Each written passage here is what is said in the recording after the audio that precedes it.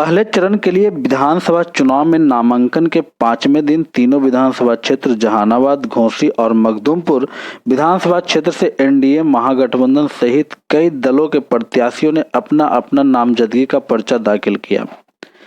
जहानाबाद विधानसभा क्षेत्र से विधायक सुदय यादव, मखदूमपुर विधानसभा क्षेत्र से एनडीए प्रत्याशी देवेंद्र मांझी, जो पूर्व मुख्यमंत्री जीतन राम मांझी के दामाद हैं, उन्होंने अपना नामांकन पत्र दाखिल किया। इसके अलावा मखदूमपुर विधानसभा क्षेत्र से सतीश कुमार दास और घोसी विधानसभा क्षेत्र से एनडीए प्रत्याशी राहुल कुमार ने नामांकन किया। इन सभी लोगों के अलावा क्षेत्रीय पार्टी के कई प्रत्याशी और निर्दलीय प्रत्याशियों ने भी नामांकन किया। बताते चले कि नामांकन की अधिसूचना जारी होने के बाद सभी विधानसभा क्षेत्र में इक्का दुक्का नॉमिनेशन हुआ था, परंतु नामांकन के अंतिम दिन के एक दिन पूर्व बड़ी संख्या में प्रत्याशियों द्वारा नामांकन कराने को अनुमंडल कार्यालय पहुंचने से अनुमंडल कार्यालय के समीप जाम की स्थिति कायम हो गई।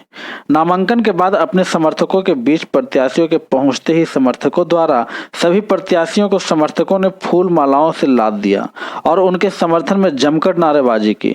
गौरतलब है कि जहानाबाद विधानसभा सीट से राजद प्रत्याशी सह विधायक सुदय यादव का मुकाबला एनडीए प्रत्याशी सह शिक्षा मंत्री कृष्णनंदन प्रसाद वर्मा से होगा।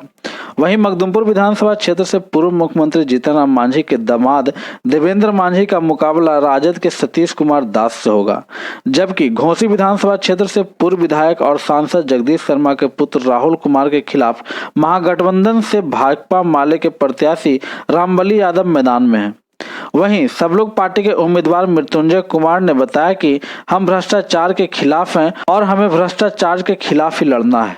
जनता अगर चाहिए तो लोग हमें एक बार अवश्य देखेंगे। जहानाबाद, मखदूमपुर और घोसी मिलाकर टोटल 12 लोगों ने अपना नामजदगी का पर्चा दाखिल किया है। देखिए, बिहार में जो ये चुनाव हो रहा है, बड़ा ही विकट परिस्थिति में चुनाव हो रहा है। एक तरफ बाढ़ है, एक तरफ कोरोना है, दूसरी तरफ किसानों के लिए 3 बिल लाए गए हैं और तमाम संस्थाओं को निजी हाथों में बेचा जा रहा है। और बिहार पलायन का तो केंद्र है ही, और मजदूरों के साथ में जो कोरोना काल में जिस तरीके का भेदभाव हुआ है, जिस तरीके से उन पर कहर नीतीश कुमार की सरकार ने उन पर डंडा चलाने का काम किया है, उनको बिहार में घुसने से रोका है, और जब वो आए हैं तो उनको आपराधिक बता करके उनको जो अपमानित किया है, इन तमाम मुद्दों को लेकर के हम जनता के बीच में जाएंगे। और जनता के बीच में हम तेजस्वी प्रसाद यादव जी के नेतृत्व में जो उन्होंने ऐलान किया है कि बिहार में सबसे जो बड़ी समस्या है बेरोजगारी, हमारे पहले कैबिनेट में हम 10 लाख लोगों को रोजगार देंगे, वो भी बगैर पैसे के फॉर्म फिलअप कराएंगे। इन तमाम सवालों को लेकर के हम जनता के बीच में जाएंगे और उनसे जनादेश की अपील करेंगे कि हमारे पक्ष में जनादेश दे। यदि हमें जिताते हैं तो हम आपको यकीन दिलाते हैं कि मखदूमपुर में हम वहाँ पर भ्रष्टाचार खत्म करेंगे।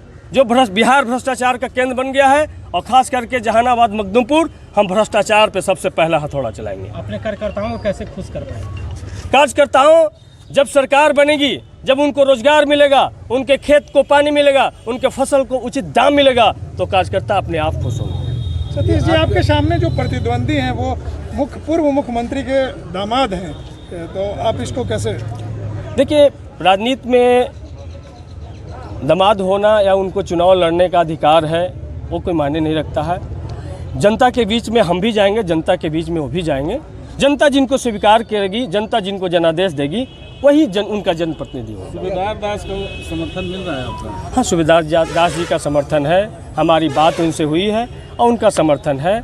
और जो तेजस्वी प्रसाद जी का एक परिकल्पना था कि हम युवाओं को 60% टिकट युवाओं को देंगे, क्योंकि बिहार में 60% युवा आबादी, युवा जो वोटर है 60% है, तो उन्होंने 60% युवाओं को दिया है। उसी के तहत हमको मखदूमपुर में भेजा गया है कि आप जाइए, युवाओं के बीच में जाकर के संघर्ष कीजिए। माननीय मुख्यमंत्री श्री नीतीश कुमार जी का जो विकास का जो मुद्दा है, मैं उसको आगे बढ़ाते हुए चलना चाहता हूँ। माननीय नरेंद्र मोदी जी का जो आज देश ही नहीं पूरे विदेश में जो नाम गया है, उस नाम को मैं जिंदा रखना चाहता हूँ। श्री जीतन राम मांझी पूर्व मुख्यमंत्री साहब ने जो यहाँ काम किया है, बिहार के लोगों के लिए जो काम किया है, जो सम्मान पाया है, इज्जत दिया है, उस सम्मान को मैं जिंदा रखना चाहता हूँ। और जिस विधानसभा के लिए मैं नॉमिनेशन किया हूँ, मखदूमपुर विधानसभा के लिए, वहाँ की जनता को विश्वास के साथ जिन्होंने जीतन राम मांझी को मौका दिया जिताकर मुख्यमंत्री बनाने का, मैं उनके सम्मान को इज्जत करते हुए मैं पुनः उन्हें विश्वास दिलाना चाहता हूं कि जीतन राम मांझी ने जो कदम पर चला है मैं उसको आगे बढ़ाने का काम करूंगा।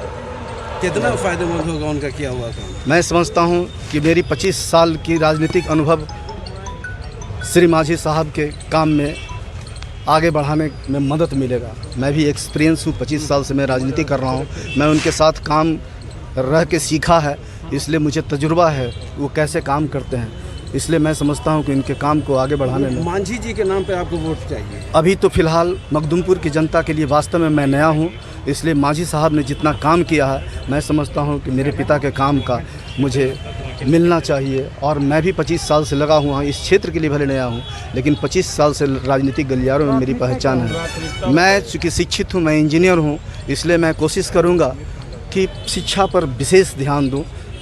जी। राजनीति कहाँ किया करते थे आप? मैं राजनीति पटना के फतुहा विधानसभा से भी, बोधगया विधानसभा से मैंने इलेक्शन लड़ा है, इसलिए मैं पूरे बिहार में कम से कम मुसहर समुदाय का मैं अध्यक्ष भी रह चुका हूँ। कई मुसहर का विंग है, उसमें एक विंग का मैं अध्यक्ष रह चुका हूँ। मैं अपने हिंदुस्तानी अवाम मोर्चा में राष्ट्रीय महासचिव हूँ और टेक्निकल सेल का अध्यक्ष भी हूँ। पहले किस दल में रहते थे? मैं जब राष्ट्रीय जनता दल से शुरू किया, राजनीतिक दल राष्ट्रीय जनता दल से शुरू किया, वहाँ भी हमने प्रयास किया, वहाँ भी मुझे प्रवक्ता बनाया गया, दलित प्रकोष्ठ का प्रदेश सचिव भी बनाया गया। फिर मैं जदयू में आया, श्री जीतन राम मांझी के साथ मैं लगातार रहा।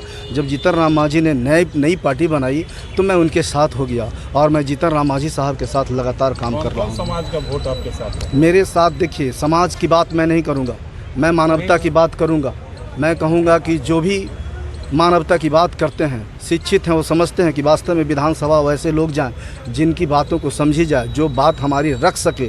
मैं उन्हें कहना चाहता हूं कि अब समाज की, जाति की बात न हो, धर्म की बात न हो, आइए हम लोग सब एकजुट होवें और विधानसभा। देखिए, घोसी में हर समुदाय, हर वर्ग वर्ण के लोग शांति सद्भाव के साथ रहते हैं और हमारा प्रयास होगा कि वो शांति सद्भाव जो आपस में है वो कायम रहे और घोसी का विकास जो निरंतर चल रहा था वो चलता रहे। वहाँ आपके पिताजी भी प्रतिनिधि रहे, माँ रही और राहुल रहेंगे, तो ये कितना आपको ये अनुभव काम आएगा? और ये देखिए, पहले मैं रहा हूँ प्रतिनिधि और जो हमारा पहले से कार्य रहा है, मैंने पहले भी कहा, शांति सद्भाव और विकास, ये तीनों वहाँ जो पहले से रहा है वो आगे भी कायम रहे। क्या लगता है कि बिहार में एनडीए फिर सत्ता में वापसी होगी? हाँ, मुझे पूर्ण विश्वास है कि बिहार में एनडीए की सत्ता वापसी होगी। लोजपा जो बार बार कह रही है कि एनडीए को मैं एनडीए की बात कर रहा हूँ, एनडीए की सरकार बनेगी। हम लोग बिहार में जो आज सुशासन की सरकार चल रही है, जिस तरह का स्थिति है, कोरोना के नाम पर जिस तरह भयंकर लूट हुआ, इस सुशासन को ख़त्म हम लोग इस तुरही से करेंगे। और हम लोग का मेन मुद्दा है शिक्षा और स्वास्थ्य, बेरोजगारी, इसी पे हम लोग चुनाव लड़ेंगे। आपकी पार्टी पहली बार लड़ रही है, लोगों को क्या विश्वास दिलाएंगे? विश्वास दिलाने के लिए हम लोग का राष्ट्रीय अध्यक्ष पहले विश्वास दिला चुके हैं, उसमें विश्वास दिलाने का कोई बात नहीं है। हम तो घर का बेटा है, वार्ड नंबर 1 का बेटा है, गांव में भी जाकर पता लगा लीजिए, आप लोग पूछ सकते हैं। हम लोग जातिवाद से परे, हमारे पार्टी का नाम है भारतीय सब लोग पार्टी, तो हम लोग कोई जातिवादी व्यवस्था नहीं रहेगा हम लोग के पार्टी में। सारा लोग के लिए, हिंदू मुस्लिम सिख ईसाई सब के लिए हमारे पार्टी में एक व्यवस्था रहेगा। हम लोग भ्रष्टाचार के खिलाफ लड़ाई लड़ेंगे और सबसे मेन मुद्दा भ्रष्टाचार ही हम लोग का रहेगा। जहानाबाद में क्या माहौल है चुनाव का? अब तो अभी हम क्या कहें, विशेष तो आप लोग बताइएगा माहौल क्या है। हम तो बिगुल बजा चुके हैं। अच्छा, दो प्रतिद्वंदी किसे मानते हैं? हम दोनों को प्रतिद्वंदी मानते हैं, हमारा महागठबंधन से लड़ाई होगा। इन पर 2.5 साल के कार्यकाल को देख करके और फिर से एक बार जहानाबाद की महान जनता के सेवा के लिए हमें भेजा है। हम पूरी लगन और मेहनत के साथ, जिस तरह हम अपने पिता के निधन के बाद जहानाबाद के लोगों ने हम पर विश्वास जताया था और अपार बहुमत से चुनाव जिताकर भेजा था, हमने उसका लाज रखा। चाहे वह भादों की अंधेरी हो, जेठ की दोपहरी हो, जिस समय जहानाबाद की महान जनता हमको याद किया, हम खड़ा रहे उनके सामने, यही मेरा। राज्य के कई कार्यकर्ता दफा चल रहे, नाराज चल रहे हैं, तो कैसे? नहीं, देख लीजिए, नाराज़ कोई नहीं है। हमने पहले भी मीडिया के साथियों को बताया था कि चूँकि जो लोग, जो साथी हमारे लाठी डंडा ढंडा लेके जिंदाबाद करते हैं, उनका अधिकार है टिकट मांगने का। और वह अपने नेता को बता रहे थे कि हम भी भाई पार्टी का सेवा करते हैं, हम भी पार्टी के लिए जूझते हैं, मरते हैं, हमें भी अधिकार मिलना चाहिए, हमें भी मौका मिलना चाहिए। और सब लोग फिर वही लोग हमको चुनाव जिताने में लगते हैं। आज फिर सब लोग तैयार हैं गांव में जाने के लिए, लोगों के बीच में जाने के लिए हमारे साथ। तो कहीं कोई बात नहीं है, सब लोग राष्ट्रीय जनता दल के नेता के द्वारा जो अधिकृत प्रत्याशी है उसके साथ चुनाव में जाने के लिए तैयार। विधायक जी, पिछली बार आप सहानुभूति की लहर पे चुनाव जीते थे, इस बार आपका मुकाबला एक मंत्री से है, बिहार के शिक्षा मंत्री से है। आप इसको कहाँ अपने आप को? देख लीजिए, हम अभी जो वर्तमान सरकार ने बिहार के आवाम को जो ठगने का काम किया है, छलने का काम किया है, यहाँ के जो सबसे ज़्यादा आबादी जो बेरोज़गार युवक हैं, वो जो अपने आप को सबसे ज़्यादा असहज महसूस कर रहा है, ये कोरोना काल में हमारे श्रमवीर जो बेरोज़गार हुए, जो रिक्शा चलाने वाला, ठेला चलाने वाला, पान का गुमटी वाला, जो छोटे छोटे लोग असहाय हुए हैं। आप देखते होंगे कि बिहार में कहीं भी एनडीए के विधायक मंत्री कहीं भी नहीं जा पा रहे हैं। और पूरी तरह जहानाबाद का लोग, और जहानाबाद का ही नहीं, पूरे बिहार का लोग राष्ट्रीय जनता दल के नेतृत्व में जो महागठबंधन बना है उसके पक्ष में मत देने के लिए आगे सड़क पे है। 218 मखदूमपुर विधानसभा से नॉमिनेशन भरा हूँ और मखदूमपुर वासियों के लिए जो आज तक नहीं हुआ है वो अवध पासवान करने जा रहा है। अवध पासवान के तरफ से पहली प्राथमिकता होगा ये जो पढ़े लिखे बेरोजगार नौजुवक हैं, उनको मैं विधानसभा में अगर जीत गए तो वहाँ से मैं उनको रोजगार व्यवस्था करने का समुचित व्यवस्था करूँगा। वहाँ पर शिक्षा का जो पिछड़ापन है, वहाँ पर मैं सोचता हूँ कि मखदूमपुर में, जहानाबाद जिले में ऐसा बड़ा कॉलेज लाएं जहाँ पर इंजीनियर, डॉक्टर यहाँ से पैदा हों। मैं स्वास्थ्य की बात करता हूँ, स्वास्थ्य वहाँ पर जो है, मैं चाहता हूँ कि मखदूमपुर में हर 3-4 जगहों पर मैं स्वास्थ्य का व्यवस्था करूँगा और मैं सुरक्षा प्रदान करूँगा। अभी मैं पता चला है, पहले 5 साल पहले से भी पता चला है कि पहाड़ के साइड जो है एक थाना था, तो हमारे माननीय मुख्यमंत्री जीतन जी मांझी जी वो थाना को 3 गांव पर पहाड़ के उस साइड कर दिए हैं। वो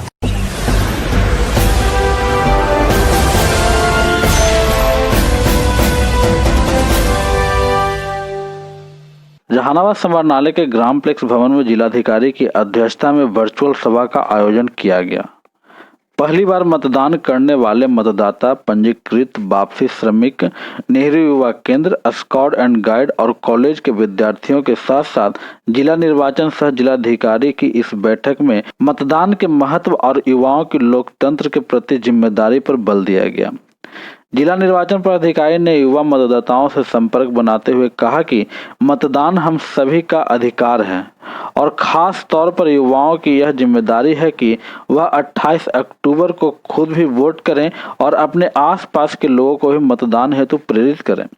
उन्होंने वर्चुअल सभा में जुड़े आपसी श्रमिक से कहा कि स्वरोजगार के अवसरों का प्रयोग करें और जिले में गत महीनों में आई औद्योगिक क्रांति का लाभ उठाएं। जिले में कोरोना काल को एक अवसर के रूप में बदलते हुए कई छोटे बड़े उद्योग लगाए गए हैं, जिसमें युवाओं की बड़ी संख्या में भागीदारी रही है। स्काउट एंड गाइड को संबोधित करते हुए जिलाधिकारी ने बताया कि कोरोना काल में स्काउट एंड गाइड द्वारा बहुत बेहतरीन काम किया गया है। सब्जी मंडी और भीड़ भाड़ के क्षेत्रों में खास तौर पर सोशल डिस्टेंसिंग का अनुपालन कराने में अहम योगदान स्काउट एंड गाइड द्वारा दिया गया है। नेहरू युवा केंद्र के कार्यकर्ता और सभी युवाओं को मतदान के महत्व से अवगत कराया गया और देश, राज्य और जिले के भविष्य के तौर पर अपने मतदान के अधिकार का प्रयोग करने और अपने परिवार, पड़ोसी, मोहल्ले, वृद्धजनों, दिव्यांगजन सभी को जागरूक करने की अपील की गई है। वर्चुअल मीटिंग किया है हमारे जो यहाँ के यंगस्टर हैं, जो पहली बार बूथ पे वोट देने जाएंगे, जो पहली बार जिनको वोट का अधिकार प्राप्त हुआ है। साथ ही साथ जो हमारे वापसी श्रमिक भाई हैं उनसे, और सभी यहाँ जितने कॉलेज हैं उसके स्टूडेंट से, छात्र छात्राओं से हमने वर्चुअल मीटिंग के माध्यम से आज उनसे इंटरेक्ट किया, सीधा संवाद स्थापित किया और उन लोगों को हमने 28 अक्टूबर को 100% मतदान खुद करने के लिए और अपने जितने घर के जितने मेंबर्स हैं उनको, साथ ही साथ आस पड़ोस, टोले, मोहल्ले में सभी लोगों को जागरूक करके और 28 अक्टूबर को यहाँ पे जहानाबाद में वोट कराने के लिए हमने आज जागरूक किया उनको। और इसी के साथ साथ हमने उन लोगों को बताया कि स्वरोजगार की तरफ उनको आना चाहिए। सिर्फ नौकरी के लिए हमको दर दर भटकने की आवश्यकता नहीं है। जहानाबाद में स्वरोजगार की काफ़ी संभावनाएं हैं और जिन चीज़ों के हम कंज्यूमर हैं उन्हीं चीज़ों को के हम प्रोडक्टर बन सकते हैं। हम प्रोडक्शन करके और खुद भी स्वरोजगार प्राप्त कर सकते हैं और जिले की भी आर्थिक स्थिति को अच्छा बना सकते हैं। सर, वोटिंग परसेंटेज बढ़े इस बार, लोगों से क्या अपील करना चाहिए? वोटिंग परसेंटेज बढ़ाने के लिए हमने सभी लोगों से पुनः आज अपील किया है कि 28 अक्टूबर को सभी काम को छोड़ के इसे लोकतंत्र का जो ये महापर्व है इसको पर्व की तरह मनाएं।